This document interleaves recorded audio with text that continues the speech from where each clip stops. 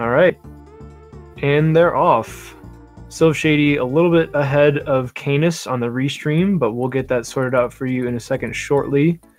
So first things first, if you haven't seen a Donkey Kong Country speedrun before, the titular character Donkey Kong is a little bit slower than his little nephew buddy Diddy, so usually we dispatch Donkey as quickly as possible and play the game as much as we can as Diddy, with few exceptions where it's actually faster and more beneficial to be Donkey or use Donkey. The biggest mechanic of this game is rolling. Rolling makes you go faster, and when you roll through enemies, you go even faster, up to rolling through 4 enemies. So anytime you can, you want to be rolling, and anytime you can, you want to be rolling through enemies and extending those rolls as long as possible. Speaking of extending rolls, there is a trick called an extendo, where if you press the Y button to roll through an enemy and release it before you roll through the enemy, then repress afterwards, it sort of refreshes your roll, and you end up being able to close gaps, go further distances, and such and so forth. Very, very common in the speedrun, very, very useful later on. I'll make sure to point them out when some good ones show up. So early stages are pretty easy, pretty straightforward. You saw it in Roby Rampage there. They took a little bonus to skip a lot of the stage. But now we sort of get into the meat and potatoes of the run, all the good moving, platforming, such and so forth in Reptile Rumble. So you want to roll as much as you can and roll through enemies as much as you can, like right here on Kanis' screen. Roll through those 3 enemies, and this also introduces you to crawl spaces, which you can roll or jump through if you press down on the D-pad. See, he snuck through that crawl space a little bit more quickly. Normally, if you don't do that, you get this crawling animation, as you saw on Silvshady's screen, a little bit slower. When you are over halfway through a crawl space and you press the Y button, the roll button, it zips you out to whichever side you're closest to. So we'll also abuse that later on in runs when we have longer crawl spaces. Onto Aquatic Ambiance, the first of 4 water stages in the game. And we quickly meet our buddy On Guard, as we affectionately call him, Eduardo. He's much faster than the Kongs in all aspects underwater, and especially when going horizontally. He has this lunge attack. When you lunge, you can dispatch most enemies that you go through, like that shark that he just passed, or that shark. Unfortunately, Kanis taking damage there on that chomp. That's a bit unusual. He must have just been a little bit too far to the left. But as you saw, he just sort of bucked that bite-sized little piranha out of the way. That's typically what happens when you lunge at an enemy. However, the Croctopus, those octopus guys, or mincers, which are enemies you'll see later, you can't dispatch with those, so you just end up clipping through them because you're invulnerable while you're lunging, and they're invulnerable all the time, so it's just sort of this standoff. This level, Barrel Cannon Canyon, is mostly just auto barrels across the top of the stage, but there are some places where you have to go down and navigate your way. Nice little extendo there by Kanis. In order to get to the next set of auto barrels, Silvshady also executing that extendo very well. Nice little roll off that tree there through that last guy, and Kanis is onto the first boss. So most bosses in this game have sort of gimmick where you hit them once, they get, do something, whether it's a set of jumps or whatever, and then you hit them again as soon as they're vulnerable. This guy just jumps a little bit further each time, but if you jump on him before he's coming down from the apex of his jump, he'll sort of knock you back because he's not yet vulnerable until he comes down from the climax of his jump. Pretty good time, pretty close race here still coming out of World 1. Another good extender right here in Kanis' screen, 1, 2, 3, and then hit that bird, very nice. Winky's Walkway, unfortunately, we don't see the namesake of this stage in typical speedrun, but you just saw us pass his crate there on Silvshady's screen. He's the frog, and very, very affectionately adored by the better, smarter part of the community. Yes, we have lots of time to answer questions for some DKC schooling. Just go ahead and ask.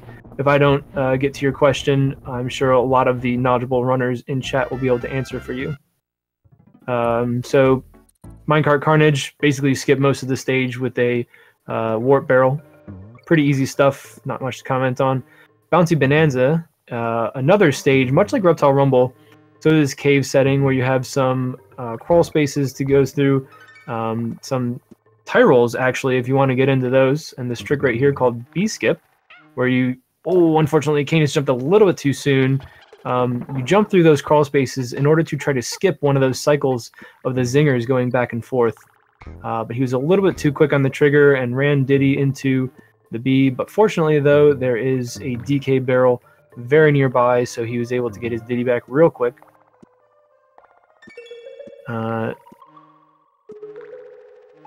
How are you able to jump mid-air? If you roll off of a ledge, you can then jump out of your roll. Just part of the physics of the game. Not really sure why they included it, other than just for good platforming gimmicks. It doesn't really make sense in terms of, you know, physics and whatever, but I guess, you know, neither does double jumping in many other games. Kanis making good work of stop and go station. Just a little warp there. You go back to the left in the beginning and it takes you like 90% of the way through the stage. Kanis now setting up the first major glitch of the game, the super jump. You'll see Donkey fly off the top of the screen. Ooh, I don't know if this is going to work now because we didn't see actually Donkey go off the top of the screen. Ooh, it did. Okay, good, good. So what happens is you need to take damage either on a slope or against the wall such that one Kong goes off the top of the screen. Then when you get that Kong back, as long as you are holding B, the jump button, and land on something, whether it's an animal crate or a enemy, something that you bounce off of, but not a tire, you can be propelled upwards infinitely as long as you hold the B button. So we use that to access a donkey-only warp barrel. It takes you to the end of Millstone. And now on to Necky's Nightmare. So he spits these nuts at you, you hit him 5 times. One of 2 instances of RNG in this game, whether he spawns on the top or the bottom, the left or the right. Basically just want bottoms. It's a little easier to hit them and save a little bit of time. Interesting swap here for Silvshady, changing to Diddy, because Diddy's fanfare is faster. However, you end up losing time overall because you need to swap back to Donkey in this next stage, Vulture Culture, in order to gain access to this donkey-only warp barrel that he's going to take. Which is actually also on a time limit. It's the only barrel that I think is on a time limit in this game. You actually have to get there in a certain amount of time. Kanis also making quick work of Treetop Town, another stage with a warp on it very early on. But those are going to go away pretty soon, and it's going to be lots and lots of hard platforming stages. Now Kanis is about to set up another super jump. I don't think he's going to go for the super jump roll, but that is an option to him. He might actually, yeah, he's going for it. Setting up 4 Creme, and he hits it! His jumps were a little bit off, so the second Creme wasn't lined up, so he only hits 3, but he still hit the super jump roll. So that combines a super jump with a jump roll. And what a jump roll is, you have to walk off of an edge or land on an enemy such that you bounce off the enemy, and when you do, you need to press the Y button, the roll button, at the same time.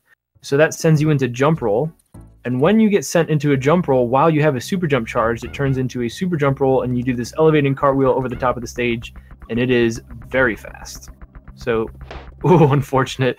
Kanis takes a rough death right there. I guess his jump must have been eaten, but it's okay. He's still pretty far ahead after hitting that SJR. SJR stands for Super Jump Roll.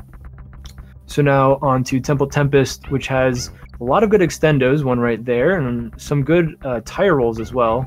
So he'll repress here, skip that rope, very nice. There's another extendo here that I don't believe he goes for. It's very risky, and doesn't save very much. Yeah, he opts out of that one. But there's one more that I do believe he'll go for. It's a double extendo.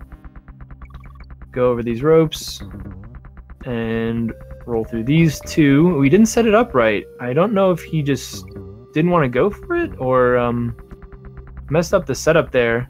Silvshady opting to take the bird. Espresso is our friend, an ostrich animal buddy. The ostrich Espresso runs a little bit faster than the Kongs, pretty good deal faster than the Kongs, and it makes this stage pretty trivial. However, he's a little bit out of the way, so it does lose time over playing the stage optimally as Kanis did. but it's very, very good route for beginners. And now Kanis going for Map Warp, he needs to press one of the face buttons right there on that corner. Very nice. So when you have one sprite on the overworld, your sprite, whether it's one Kong or the Kongs in the Funky's Flight Barrel, you'll stop at the corners for 1 frame. There are 4 corners in World 1, and if you press any of the face buttons, as you would use to enter any regular level, the game doesn't know where to send you, so that one ends up sending you most of the way through Orangutan Gang, which is that stage that he just skipped. And you'll see Silvshady do the same thing. Now on to Clam City, or affectionately called Clam Chowder, another stage where we are mostly on guard. Again, you want to lunge as much as you can. However, you don't get increased speed lunging through enemies as you do rolling through them. And every enemy you kill actually causes a few lag frames in the game. So if you can avoid killing enemies, you should. Sometimes they're just in the way, though. And he goes for Clam Clip. Very nice.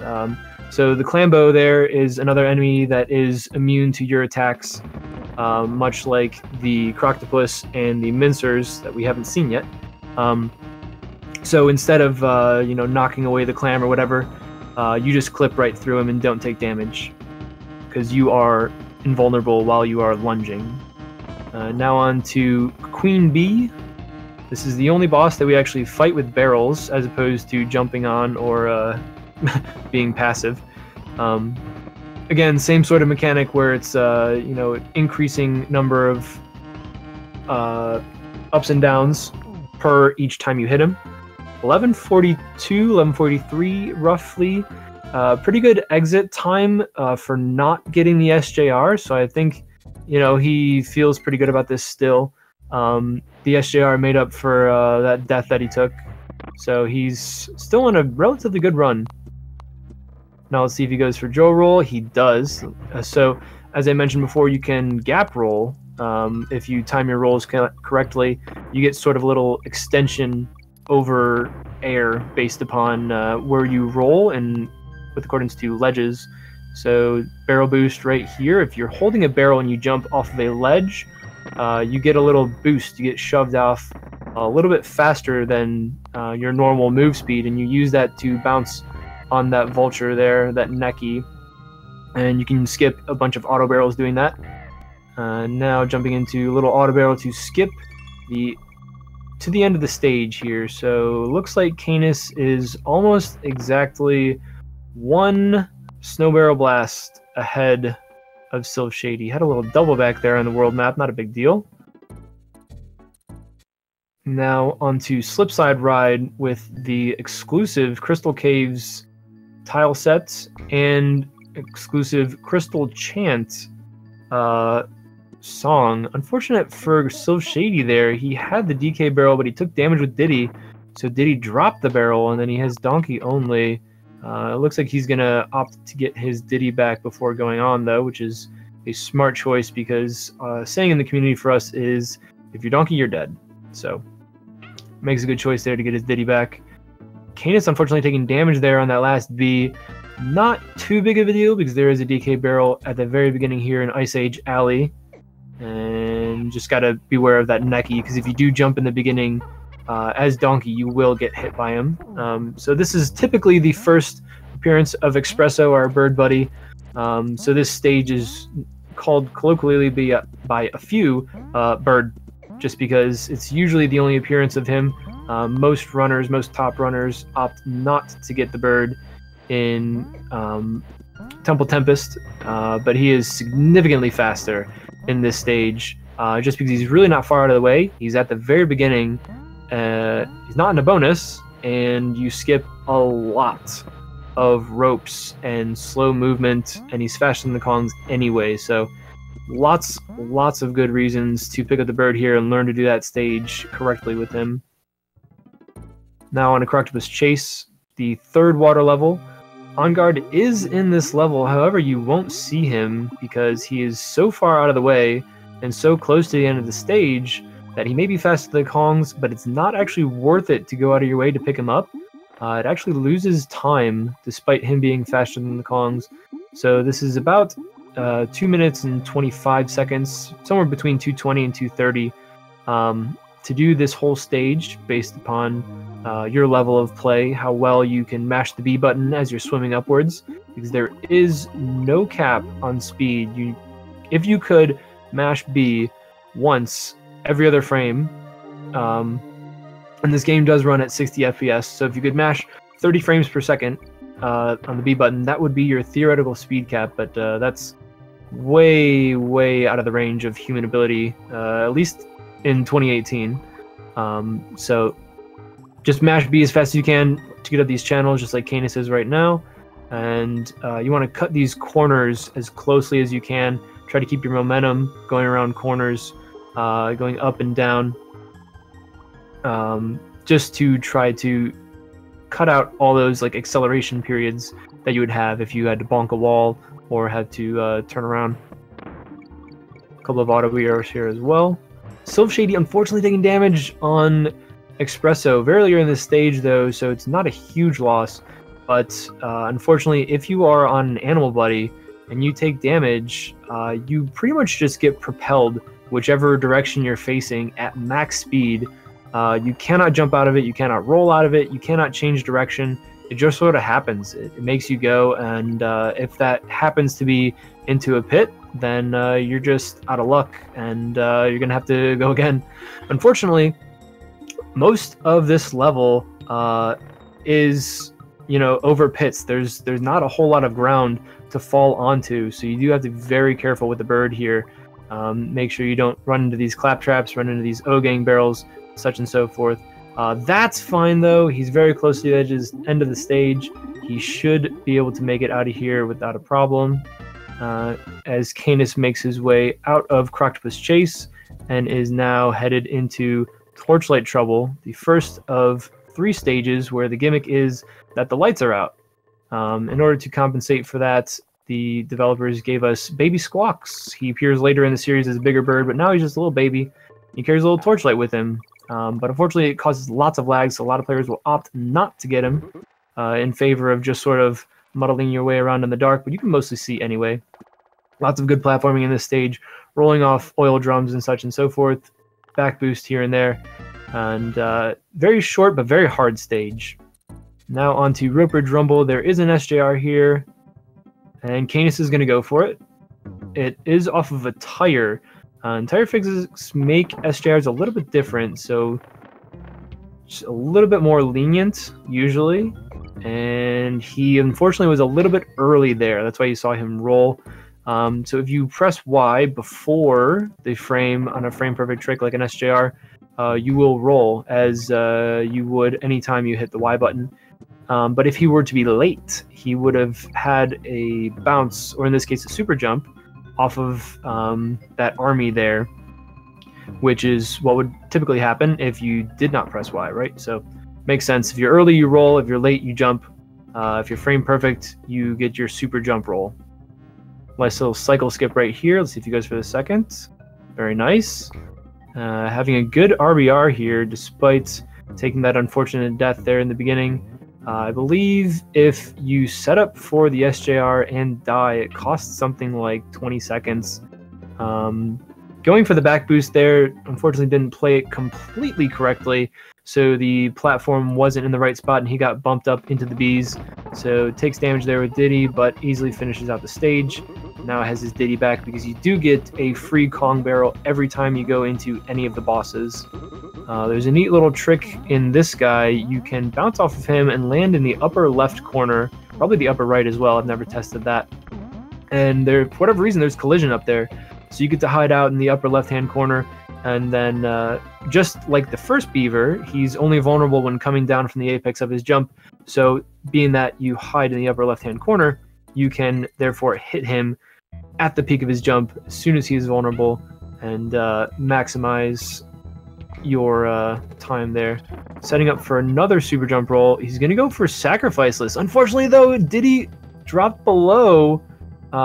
So now he's going to have to reset it. Okay, he's got it, though. He's got the setup now this time. He was late, so that's why you saw him bounce there off of the critter. Unfortunately, it took a lot of time on that setup, but I do appreciate the effort that he went for. The sacrificeless setup for ODA, that is a pretty tough trick to hit, I will say. And once you hit the trick, that's not even the end of it. In order to maximize your benefits, you have to do a little wiggle and an extendo through a couple other naughties afterward. Very weird situation right there. Kanis did a little duck and got hit. Stopped a little abruptly, didn't really mean to. If you look on your right side of the screen, you'll see exactly what I'm talking about. Baby squawks and all of the RNG lag that he causes. It is actually, well, we call it RNG lag. It's basically based upon his hover cycle, and where he is will make him lag more or less as you go through the stage, but he slows you down a lot. So most runners typically don't go for him. However, if you get halfway and then you end up dying, you will automatically come back with him no matter what. So there is that.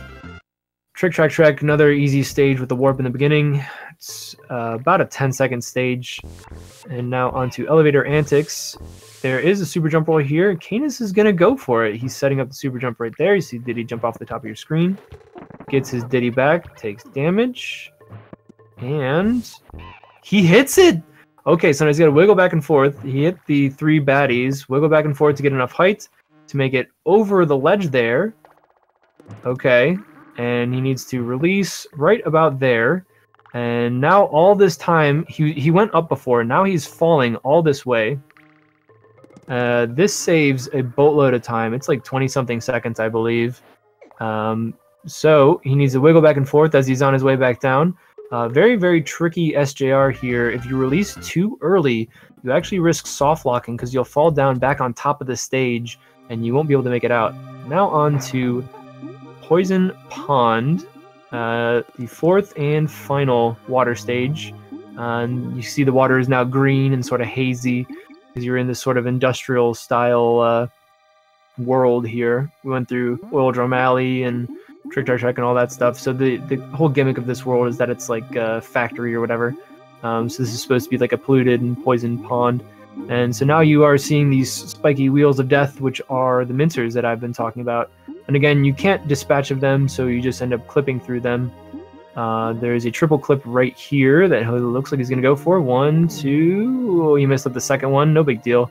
A little bit early, but you can still get your fish back. Finish out the stage with one last clip right there. Very nice. And he's pretty much free and clear. The rest of this stage is pretty easy. Silvshady doing a super jump over Oil Drum Alley.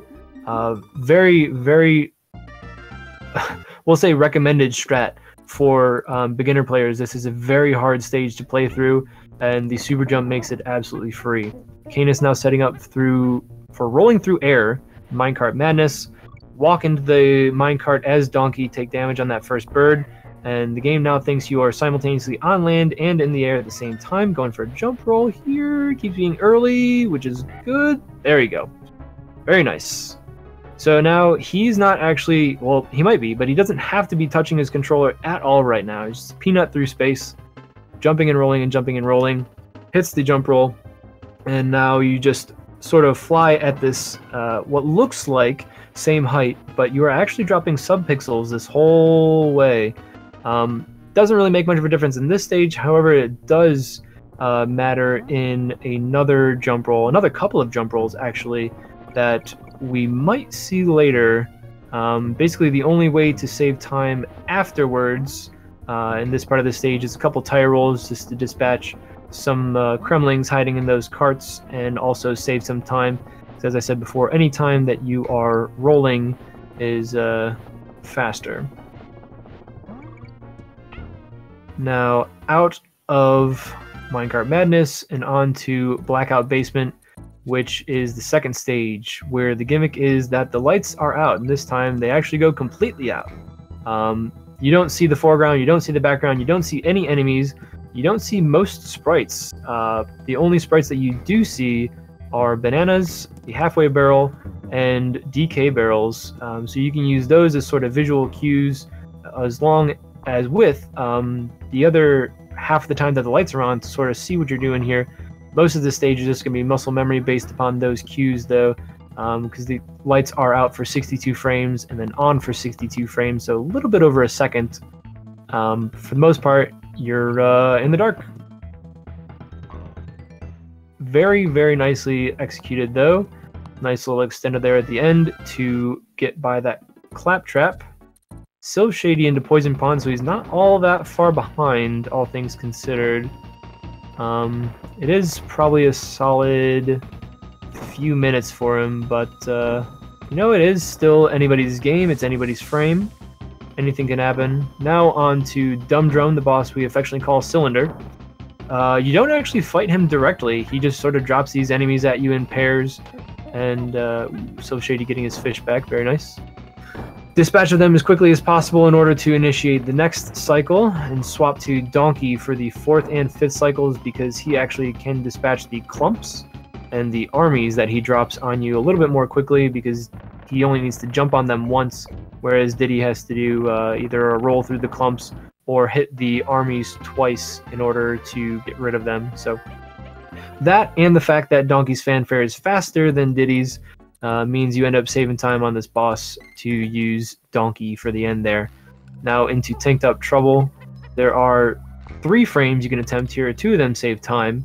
First one being Kremtut, that is set up off of a Kremling, as its name suggests, and the second one being Birdtut, set up off of a Vulture, a Neki. The first one, Kremtut, will save you roughly 55 seconds, depending upon your height and various things. The second one will save you about 42 seconds. Second one, Birdtut, is relatively free after you hit the frame. They are 1-frame tricks, though, so they have 1/60th of a second in order to press the button. Setting up for Kremtut. He hits it! No way! Alright, and he gets the wiggle. So Kremtut is a really, really difficult trick. Not only it's a frame-perfect Y press on that Kremling, the setup is difficult. He's also really high here. I hope he realizes that.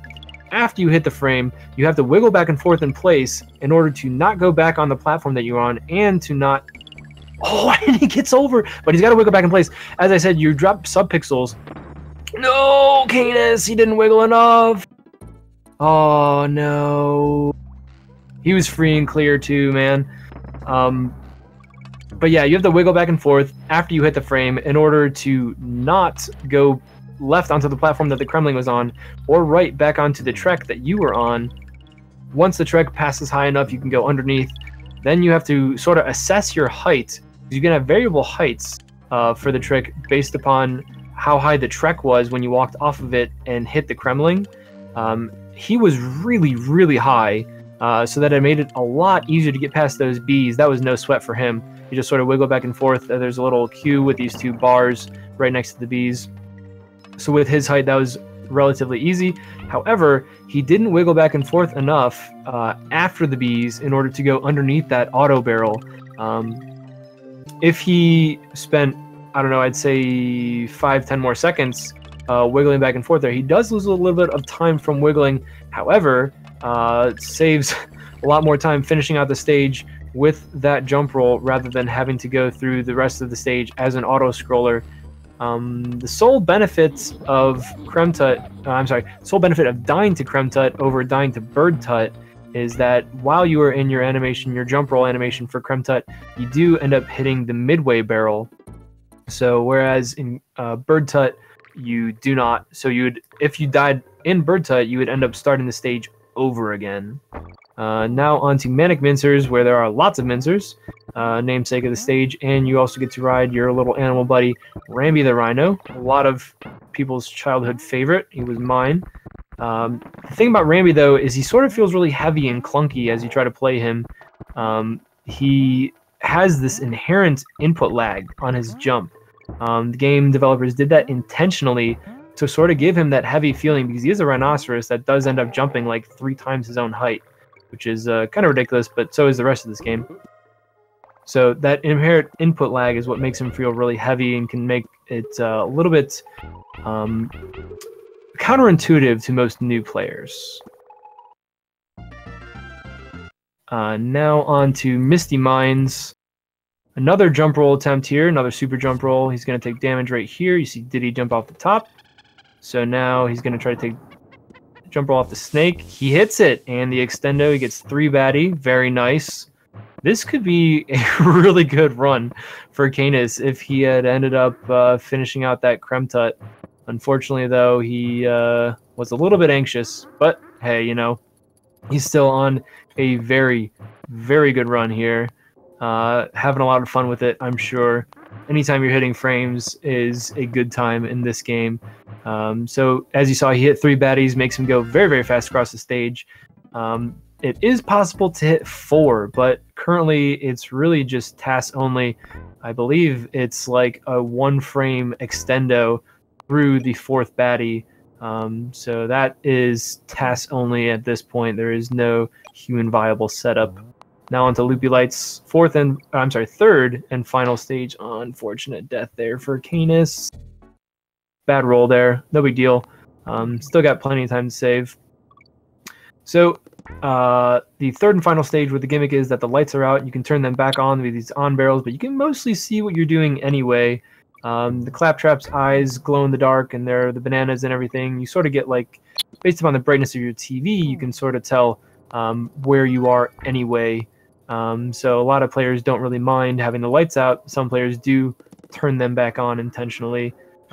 Typically at the top level for speedruns, you just have this rolling and jumping route that you follow no matter what. You don't really care so much about where the lights are because you can see pretty well anyway. Lots of good platforming here, a couple good tire rolls at the end there into the B section, which can be tricky and spooky, especially with Diddy only. And he's out of that, now into the Mankey section.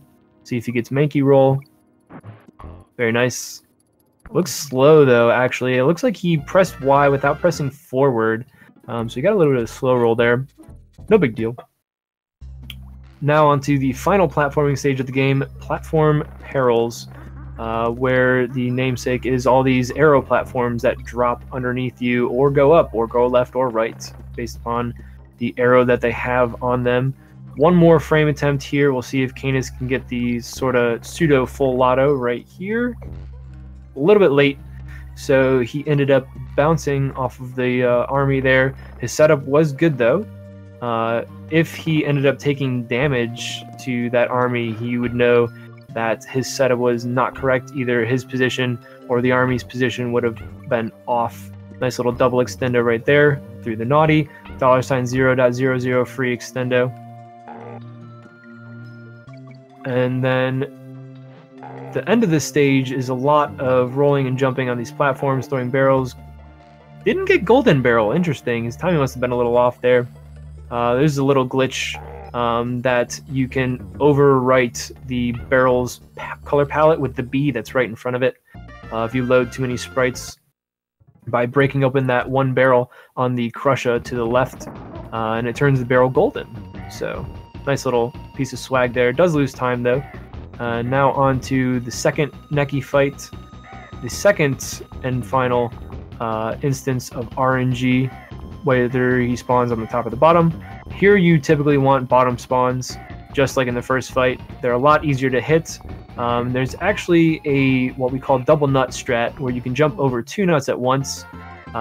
Makes it a lot easier. So he's looking at like a 35... Oh, what's that? 52 or so, maybe? Add 224 roughly to the banana drop on the Neki 2 fight, and that is roughly what your final time will be, because this K-Rool fight is completely scripted. The only real way you can speed this up here is to hit K-Rool as optimally as possible, and that means hitting him as close as you can to him taking his crown and throwing it at you. If you hit him as close to him throwing his crown as possible, you actually don't end up seeing the crown. Like that, you sort of got like 1 frame of the crown. Very, very brief glimpse of it. Silvshady doing a super jump over Misty Mines. I believe he did one over Mincers as well. Again, highly recommended strategy for newer players. These are very, very difficult stages, and it's sort of a gimme that some players do frown upon, but we don't talk to them because they're jerks. For the most part, if you don't feel comfortable playing a stage, it's totally fine to do these super jumps over them until you learn enough mechanics, until you can't, theoretically PB without learning more about the game. So I fully endorse doing super jumps until you feel you're ready to drop them. I actually had I think 6 or so super jumps in my route until I hit a 40. Now I have a mid 34 PB. So just because you have some time over a 40 or even over a 50 now doesn't mean that you can't get down there to be amongst the best of them. Silvshady also setting up a super jump over Loopy Lights. Now Kanis on the final set of hits for K. Rool. Good hit there.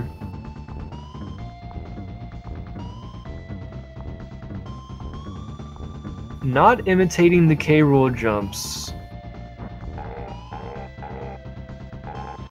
And 35.51 it looks like, right on time. Very nice, Kanis. Sub 36 is pretty good run, especially with the unfortunate deaths that he had. He did hit a few good frames, which was really, really cool. Always fun to see.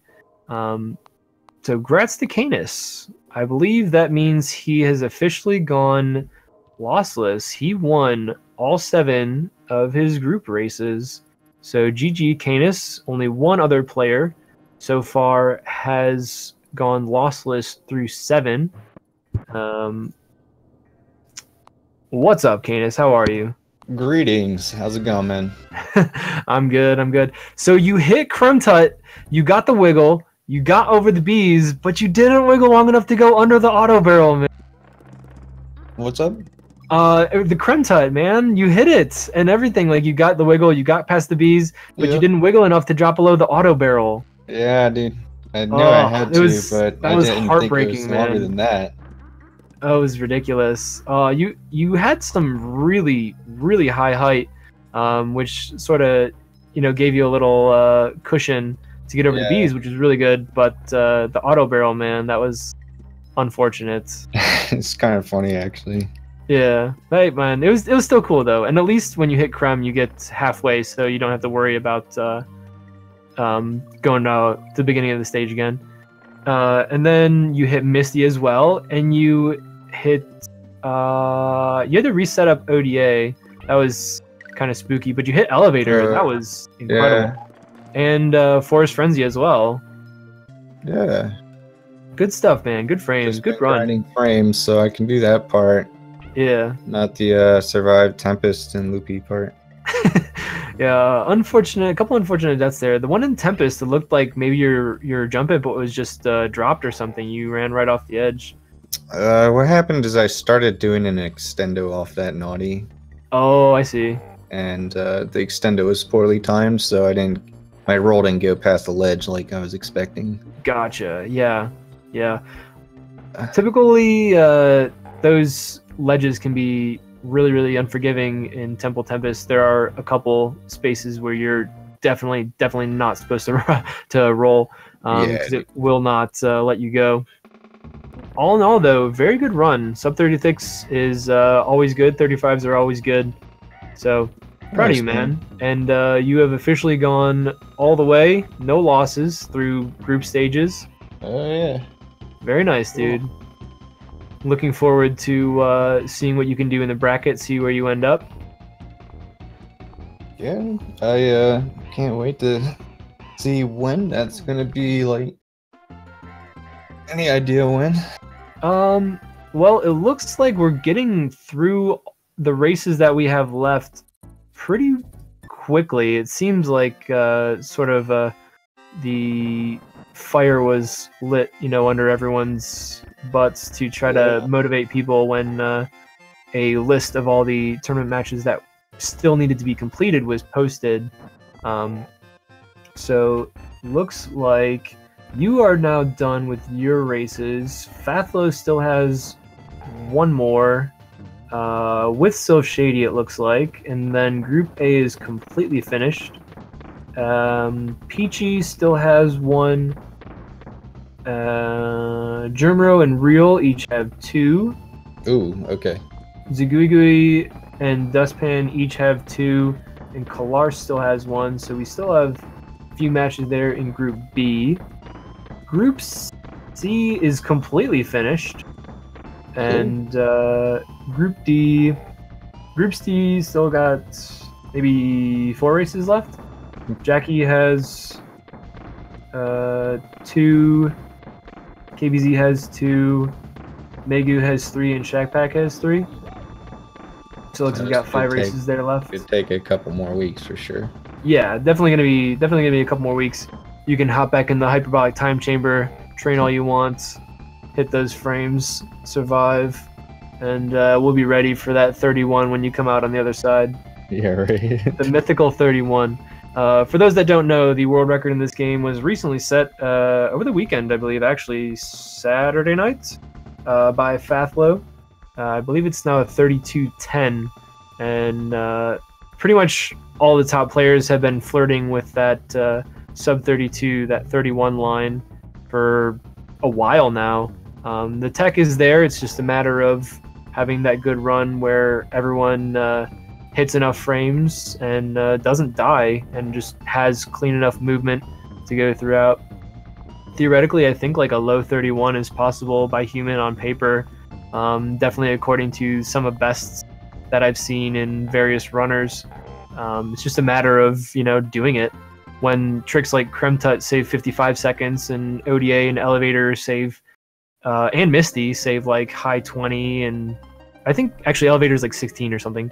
And then Frenzy's 16. It's just like, you need to hit those tricks in order to, get those top runs. But congratulations to Silvshady, 41-16, not a bad time.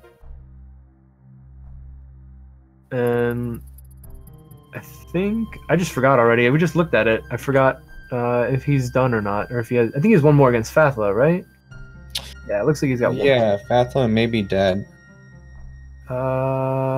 Dad's got all 7 of his races recorded on the tournament page. Cool. I think, if I'm reading this right. Yeah. So the last remaining race for Group A now is Silvshady versus Fathlow. Good stuff, though. Good stuff.